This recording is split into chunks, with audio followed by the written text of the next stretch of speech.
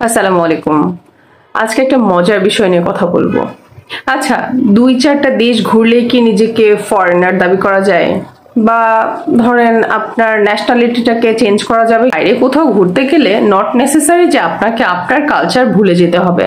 দেশের বাইরে হাজার হাজার মানুষ যায়, যারা ওয়েস্টার্ন ড্রেস ক্যারি করতে পারে বা সাবলীলভাবে চলাফেরা করতে পারে, তাদের কথা আলাদা।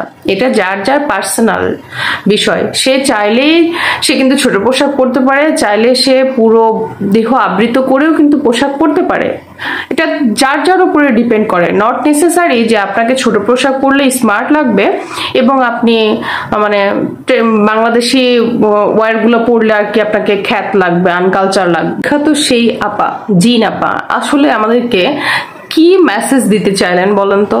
যে ইন জেনারেল উনি পুরো বাংলাদেশটাকে খ্যাত বানিয়ে দিলেন, অশিক্ষিত, আনস্মার্ট, এবং এক প্রকার তো উনি বলেই ফেললেন যে টাকা পয়সা নাই, ফকিন্নি। মানে তারপরে আবার আর কি ঘুরাই বললেন না না না, টাকা পয়সা আছে বাট রুচি খারাপ। ওনার কমেন্ট সেকশনে কিছু আমি কমেন্টস তো দেখলাম, অনেকে আবার ওনাকে অ্যাপ্রিসিয়েটও করছেন।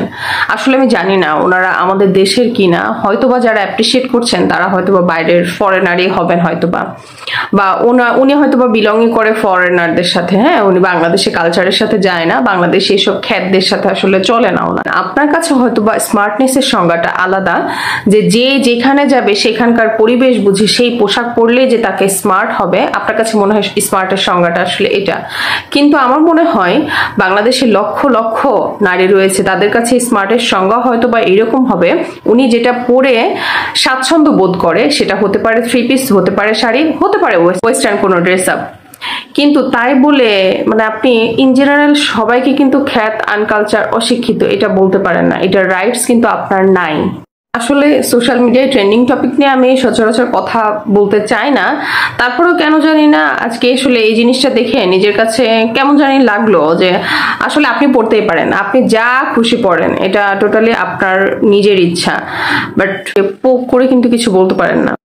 জিনাপাকে নিয়ে আর কথা নাই বলি, উনি আবার কোন সময় দেখা যাচ্ছে যে আমার কাছে জিন সেজে এসে মানে স্বীকারোক্তি নিতে যাবে যে হ্যাঁ বল তুই কেন সোশ্যাল মিডিয়ায় এরকম ভাবে কথা বলেছিস। তো আসলে এইসব ঝামেলার মধ্যে আমি না যাই। দেখেন, আমরা এমন একটা পরিবেশে ছোটবেলা থেকে বড় হয়েছি, আমরা সবসময় শালীন পোশাক পরাটা কিন্তু শিখেই বড় হয়েছি। সেটা দেশ হোক বা বিদেশ হোক, আমরা আমাদের নিজস্ব একটা যে কালচার রয়েছে সেটা আমরা অবশ্যই কখনো ভুলে যাব না, ভুলে যাওয়া উচিত না। আর যার যা ইচ্ছা সে সেটা করতে পারে, এটা স্বাধীনতা সবার রয়েছে।